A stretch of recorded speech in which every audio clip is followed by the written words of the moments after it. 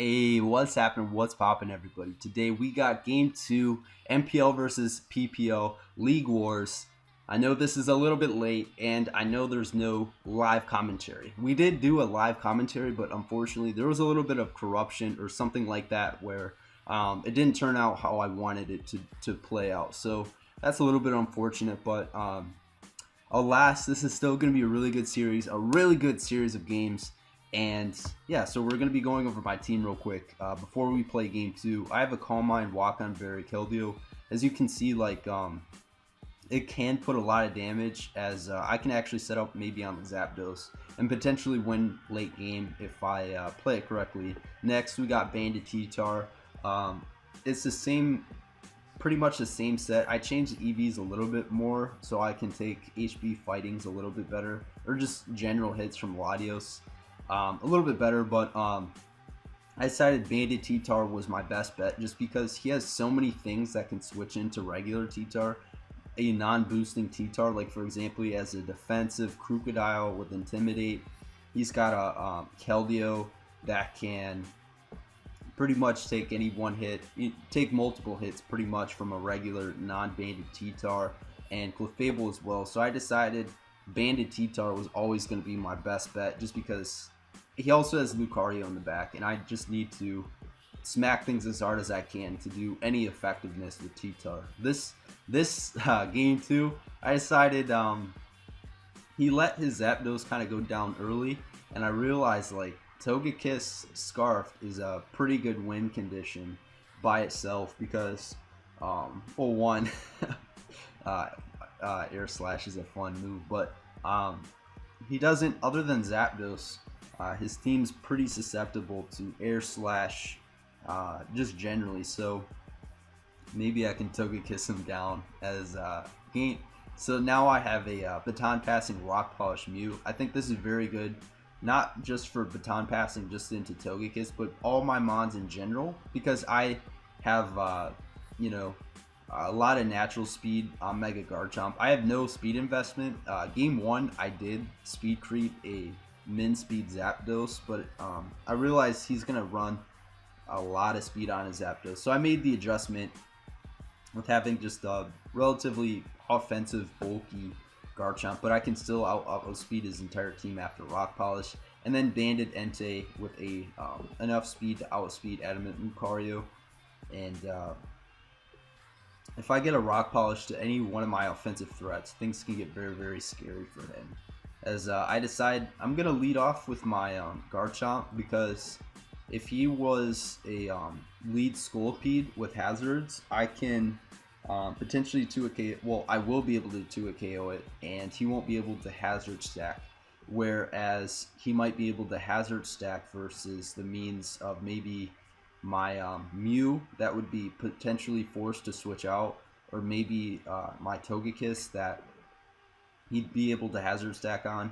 And I thought Garchomp pretty much can take a hit from any one of his Mons and just get up rocks or just potentially to a KO something. So he leads off with his Zapdos to get momentum, and I decided, you know what, I'm going to go out into T-Tar.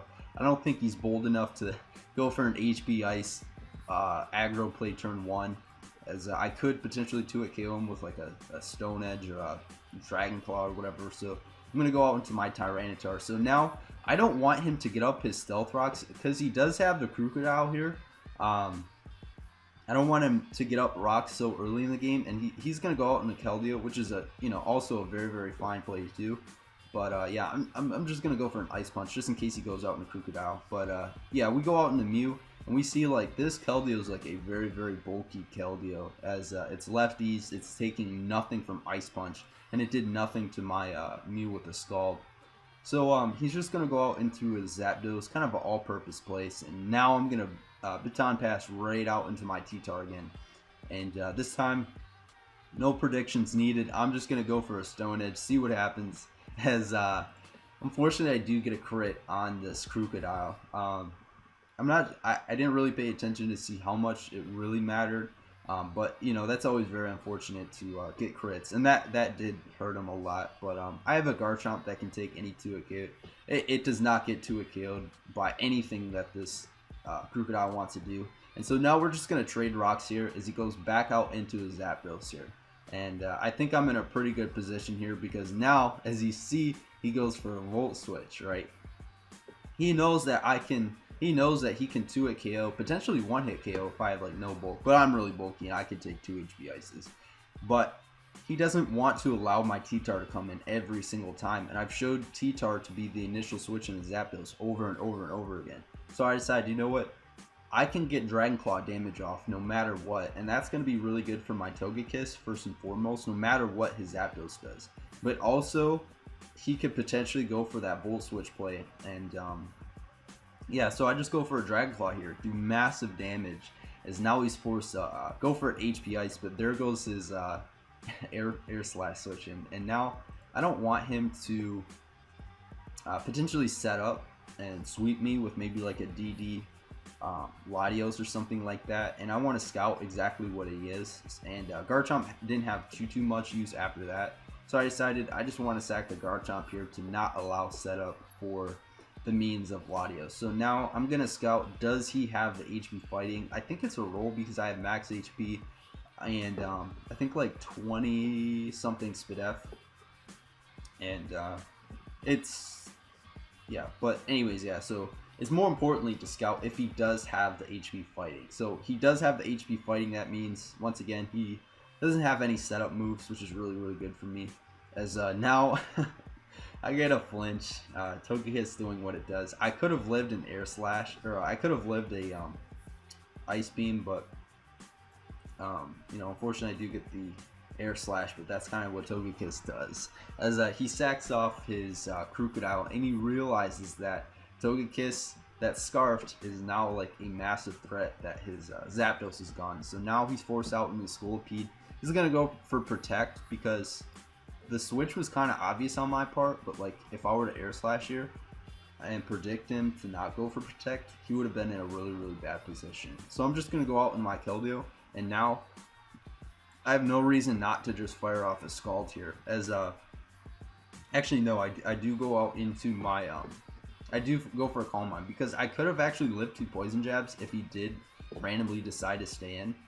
But another thing is, like, I don't have Iron Head on my Entei, and I realized, like, I need to get, I know that Keldeo cannot beat Clefable 1v1, but I just need to weaken this Clefable because I don't have Iron Head on Entei, and I can potentially, if I get huge damage off onto the Clefable, I can revenge it with a, you know, Flare Blitz, a Sacred Fire, whatever, and or even revenge it with the Togekiss here. So I'm just gonna go for a Calm Mind here. I'm gonna go for another Calm Mind, and now I'm like super bulky here. And now he decides we're gonna play the Calm Mind War. So now I just want to scout to see how much damage this is doing, and as you can see, that does a ton of damage. As this is Gen 6 T-Wave, 100% accuracy, so he goes for that. And now things are starting to get scared because I am paralyzed. I get parried. That's fine. I just need to get a good chunk of damage onto this Clefable, and he decides that he's just gonna play the soft boils until I get parried game. So I'm just gonna keep trying to you know, whittle him, set up, to take hits better and to do more damage. And we get paralyzed again. Which is fine. We just need to get any kind of damage. So we get paralyzed, but this is fine. If I can get the Scald damage off, I can revenge him with Entei. Easy peasy. He gets this special attack drop. I get full parried, and he knocks me out with another Moonblast. So now I'm in a really bad position here. As I'm kind of surprised he tried to sack his Clefable. Well, I mean, you know, it's very hard for him to switch out into the Entei, and he probably was trying to, if I were to lock myself in a like banded Iron Head or whatever, he probably could go out into his Keldeo and start doing massive work from there. But yeah, I'm just gonna go for a Sacred Fire, and he is like fully set up here, so maybe he doesn't want to switch, but he goes for a T-Wave, and that's pretty scary for me. And now he goes for a Moonblast. I get paralyzed again, and that's you know, Pokemon for you. So I mean, it's cool. We can still win this game, right? The game's actually not over, believe it or not, because I have Rock Polish, and I can air slash my way to victory. It is not a way that I prefer to win, but you always have to play for your win condition. So I go for a rock polish here. He goes for a moonblast. I calced it, and I knew I can live a moonblast as fine. We go for a roost, scouting for him to go for this T-wave because I have baton pass. I don't want the Togekiss to get T-waved because for obvious reasons.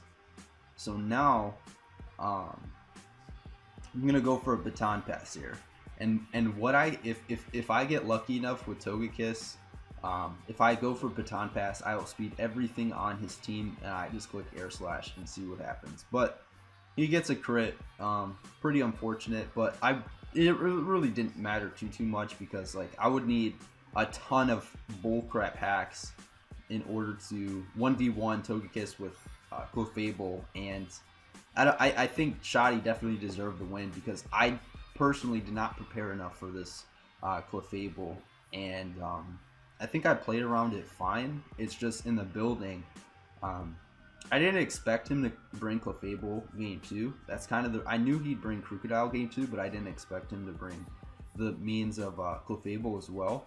And because of that, I did pay for it. So now I'm just going to go out into Togekiss, and the game is over. Even if I were to flinch him down, he has Protect, Poison Jab with Scolipede, and that will obviously knock out my Togekiss. So I decided, you know, I'm just going to air slash him, see what happens, and yeah, air slash is a fun move, but he's going to break out right here, take me out, and that is game 2. So it comes down game 3. Game 3 is going to be all or nothing, and this is actually a deciding game.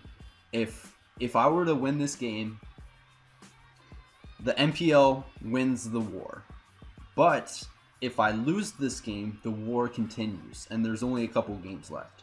So there's kind of a lot of pressure for me and Schady to win this next game. So yeah, it's gonna be very intense for game 3, and I'm gonna give Schady the best that I got for this game 3. So yep, so we're gonna keep going, and we'll be right back for game 3. Hey, what's happening? What's popping, everybody? Game 3, let's get it. Okay, so first of all, we have a totally different team than the first game 1 and 2, and that's because in this series, I definitely need to mix things up a ton in order to deal with the means of like all his potential threats, being Coal Mine Sub, Keldeo, offensive Moxie, Crocodile, or I have to deal with a you know, defensive, maybe even bulk up Rest-Hawk Crocodile. This team right here, I spent a ton of time on. Maybe not as much as I did for game 1, but game 3, I made sure I really didn't want to lose. So I have a some very interesting sets on my team, as you'll see later on in the match. So I'm really just trying to scout if he has, you know, like Calm Mind, Keldeo, maybe a Moxie Crocodile, maybe a Lead Sash Scolipede, maybe, you know, we already saw what this sucker does. So yeah, so we're just gonna hop right into it, and once again, I can take any one hit from his team. I just want to lead off with my Garchomp because it's a pretty good lead for the most part, and I could potentially just get out my rocks. But Keldeo is such a massive threat to me, and one of my win cons, I could go the route of Stoutland, and getting any kind of damage onto the Keldeo is really good for me. So I decide I can take an icy, I can take actually a Specs icy win. So knowing that, I'm just gonna fire off an Earthquake, do a ton of damage, and force him to switch out. Because he's forced to switch out, now I'm just gonna get up his rocks, and he's just gonna go for HP Ice. I know I can live that, and now I can get pretty good damage off onto him. And he shows that he is static, which static, you know, obviously it hurt me to outspeed the Clefable, but that's fine, as I'm gonna go out into my Tyranitar because I keep a sack with my Garchomp, a sack versus, you know, one of his offensive mons, being maybe the Crocodile or something like that. So he's gonna fire off another HB Ice to try to catch my Garchomp again, and now I'm just gonna go for Banded Stone Edge, and Zapdos does not switch into, or does not roost off Banded Stone Edges, so I'm just gonna keep going for Stone Edges as he fires off an Intimidate. That miss, I don't really care about getting too much damage onto it, but it really stinks in the sense of, one, now he's not in range of return from Stoutland, and two, I don't know if he's offensive or defensive, so I don't have a great switch into Crocodile, and like I need like all of my mons. I actually expected him to get up his rocks because I thought the Garchomp sack was a little bit obvious, as he's gonna go for a Stone Edge, predicting my Togekiss, and I do get crit, which kind of stinks, but I make a misplay here. I did have Superpower, but I didn't really necessarily think that he'd stay in, but he doesn't really have the Stoutland switch in, so you know, unfortunately I didn't go for a Superpower. I did misplay, and I do lose my Stoutland, which definitely stinks a lot, as he's able to keep his Crocodile, but I see that he has no answers to Mew now that his Crocodile did take that massive hit, and I am able to knock that out with Ice Beam. So now he goes out into the Clefable, and I'm just going to pivot around a little bit because I don't want my Entei to get T-Waved right off the bat, only because I don't really care about my speed tier on Entei. I am actually timid, almost max speed, to outspeed a Lucario, to outspeed his Zapdos, to outspeed his Clefable, but once again, I'm going to try to avoid getting T-Wave, but if it happens, it happens. As he goes for a Moonblast, that does 0 damage. I lower my special attack, and that actually stinks because I am a especially offensive Entei, as he's just going to go out into his Keldeo, and I really didn't want to predict that. Just like I didn't want to predict his Keldeo switch in here. Solely because he could have went for a T-Wave on my potential switch out into Mew, predicting me to predict him to go out into the Keldeo, but I'm just gonna fire off a sub to prevent him from going for a T-Wave, and I'm gonna, you know, just chip at this Keldeo as Flamethrower does absolutely nothing because it's a bulkier Keldeo, as you guys can see. And now I'm just gonna go out and sack my Garchomp, as thankfully he does not set up a sub or a Calm Mind or anything like that. And now I'm just gonna go out into my Togekiss here, fire off an Air Slash, and now he's gonna go out into the Togekiss. I want to once again prevent my Entei from getting T-Wave, so I'm going to Air Slash him twice. Well, I was kind of thinking, like, do I want to try to Air Slash this thing down, or do I Air Slash it a little bit 2 times to force him to go for a Roost to then get a safe switch into my Entei? So I was deciding between, you know, either route, as I don't get 2 air slash flinches, which is, you know, that's normal. As now I'm just gonna go out into my Entei because that is how I'm gonna beat this Clefable. And 2, I do have pressure, so it's really gonna come in the long term. So now, predicting him to go out into the Keldeo, I go out into my Mew, I knock out the Keldeo, and that's another threat out of the way. As now he goes out into his Clefable, and he fires off a Thunder Wave here, predicting me to go out into my Entei because I've shown my Entei being the pseudo switch into the Keldeo. As now, once again, I'm just trying to get a safe switch into the Entei to prevent me from like getting hacked with T-Wave. As I was gonna go for a Air Slash and then switch out into my Entei, but once again, I don't want to get T-Waved, and he's gonna go for a Thunder Wave on the switch into the Tyranitar. I did go for a Stone Edge because he has no Rock Resist, and Stone Edge probably would have done, I don't know, it would have done a ton of damage obviously, but I get paralyzed, and now we're 3 versus 3, and this is the series starting to come to a close. If he has Psyshock, then his Latios does beat my Entei, but if he doesn't have a setup move and he doesn't have a way to really hit my Entei, because I am going to start Calm Minding relatively soon. I am Calm Mind Flamethrower Sub Protect, as we got the tech, as I'm just going to go fire off a Flamethrower, kind of scout what he's going to go for, and he does have the Psyshock, so setting up Calm Minds is not really going to help my Entei. And now he's going to predict me to go out into my Togekiss, but I'm not going to go out into Togekiss. I'm going to once again kind of scout him out and get lefties with my Entei, and he gets the crit. Obviously, I think Psyshock plus Ice Beam still would have killed my Togekiss, so I don't really mind me getting Psyshock crit plus the Ice Beam, because I'm pretty sure that still would have been taking me out. I don't know, it would have been close. But anyways, yeah, I'm going to go out into my Mew, and now I'm going to double back out into my Entei, as my Mew is a Calm Mind Mew, and he is not he's not an unaware Clefable, so if I set up 2 Calm Minds on my Mew, I potentially can win.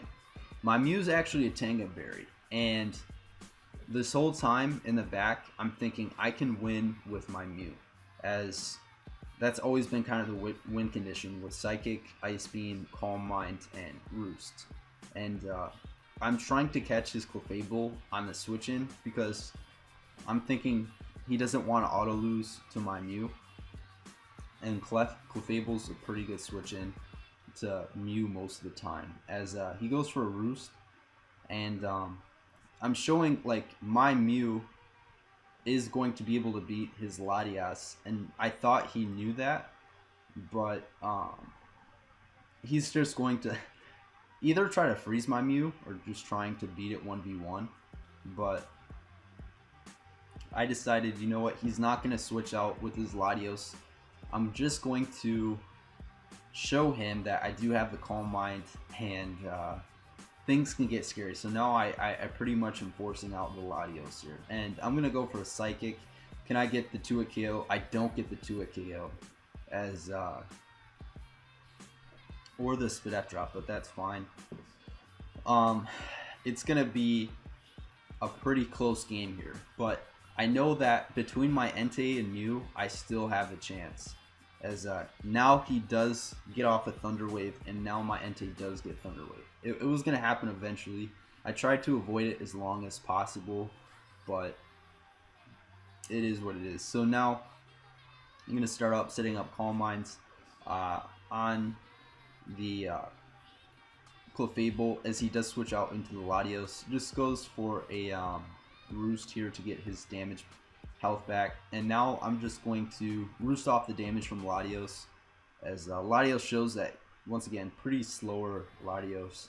And now just gonna fire off an Ice Beam to get chip damage onto the Latios to be where to stay in. And yeah, he decides he's had enough. He's going to try to win with his Clefable, because my Entei is paralyzed, and I'm fine with this because I know I can beat Clefable 1v1 even if my Entei is paralyzed. So seeing if he switches out into Latios, he doesn't switch out, and I realized he's not going to switch out. So I said, alright, if you want to play the Calm Mind game, we can play the Calm Mind game. And this is going to come out with me on top, as I can sub up pretty much at any point in time, and he can't break my subs with Moonblast. So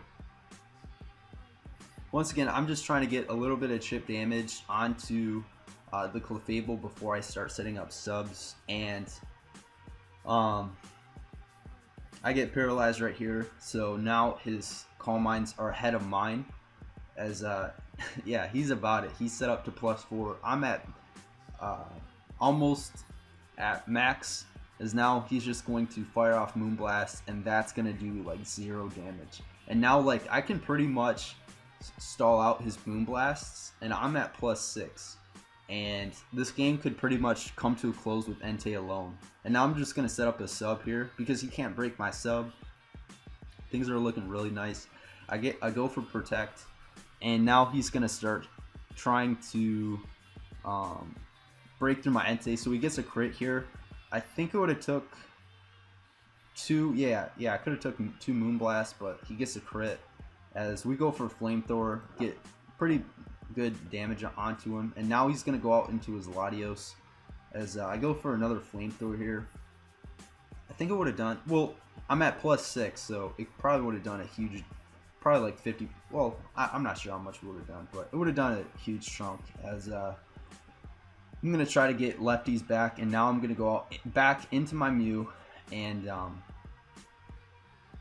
his Clefable's really getting worn down.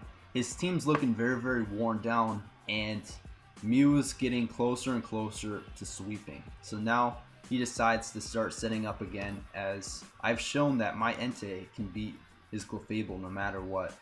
So I get paralyzed as I go for a Calm Mind, which is a little bit unfortunate, as he sets up another Calm Mind. As I go for another Calm Mind, get paralyzed back to back. So now things are starting to get a little bit scary, as I think he only has 2 Moonblasts left. So that's really, really good for me, as I can pretty much, I think Moonblast is close to like nothing, but he does get the crit. But we are able to live on 1, but you know, obviously that's unfortunate. And he is able to 2-hit KO my Entei, but now his Clefable has ran out of Moonblasts because I do have the pressure ability on Entei. So that was a little bit of a shit fest there, but that's fine and dandy. And he's gonna go for his best possible play here. And I'm actually gonna skip a bunch, because basically what happens in these next couple turns is I know I need to set up to +6 because I need to be able to do damage. Another thing that I could have done better this game was, originally I had Psyshock, and I decided to change it to Psychic to make sure I get a guaranteed OHKO on things like Scolipede, or you know, just do a little bit more damage and potentially get Spadef drops or whatever with Psychic. But Psyshock obviously would have won me the game a lot. You know, it would have ensured me the game, and now I don't know if I'm gonna win this game now. So it's just gonna be a PP war here, and it's a PP war for him trying to PP stall my Mew, but for me, I can get a crit at any point in time. Crit will be able to take out his Clefable. I can go for a Spadef drops, or the last thing is he can get triple paralyzed. So once again, I'm going for the either triple paralyzation, I'm going for a crit, or I'm going for Spadef drop. So a lot of this is still on my side, as I'm gonna make sure I also try to, hopefully he loses his wrong PP. So if he loses his soft boil first, that'd be really, really good for me, as how I'm looking at this game is, if I can take out the Clefable, I can 1v1 the Latios, I can take Latios out with an Ice Beam, and I can one-shot the Scolipede with a Psychic, or even an Ice Beam as well. So as long as I don't get paralyzed versus the Scolipede that goes for a Mega Horn, keep in mind I am Tenga Berry, so I can take the Mega Horn and knock him out with any one move. And if I can play my odds versus the Clefable here. So once again, I'm gonna fast forward here, where you know, PP stalling a little bit, but like I have to. And now I'm just gonna start firing off Psychics because it's my strongest attack, as it's doing very, very little damage, but it's my hardest hitting attack, and it is a 4 KO. As bam, we get the crit. So right there,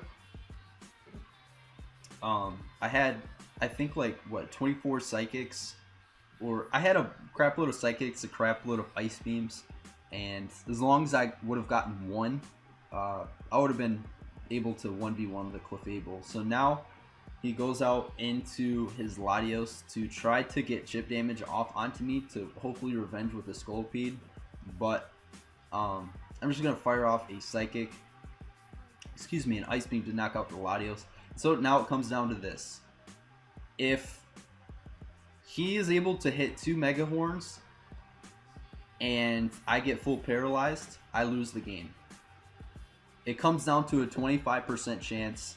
Can I break through this paralysis? This is basically what it comes down to. And he has to hit 2 Mega Horns, or if he has X Scissor, then that also works too. But Mega Horn's like way stronger. So he's gonna go for a Mega Horn, and he misses, but that's fine because we had the Tenga Berry. We would have lived it, and we win the game. This series was definitely a crazy series, and I really cannot believe that I was able to beat Schady in a pretty difficult matchup. But